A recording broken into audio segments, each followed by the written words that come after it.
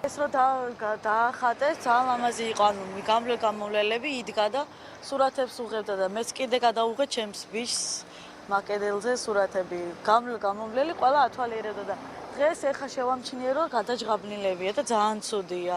ძალიან კარგია და ეს არის მხატვრობის გამოხატვა. საერთოდ არ მომწონს ადამიანი რაღაცას აზიანებს და ეს ხდება ძალიან ხშირად. აღზრდის ის არის პრობლემა.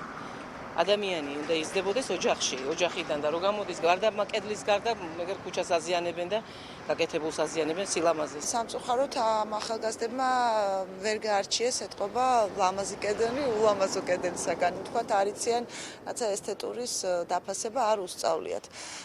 ეს პრინციპში ვერ ვიტყვით რომ სრულად მათი ბრალია, ეს ალბათ იმ გარემოს ბრალია, სადაც ისინი ყალიბდებიან. კარგი გამოსავალია თუ იმ ბავშვებს, რომლებიც ამით დაინტერესებული არიან და უბრალოდ არიციან ეს როგორ გააკეთონ და აი ამ არცოდნაში აზიანებენ კარგად გაკეთებულს, ვთავაზობთ კიდევ ერთხელ თანამშრომლობას. მოვიდნენ ჩვენთან და ერთად გავაკეთოთ კიდევ უფრო მეტი ლამაზი კედელი.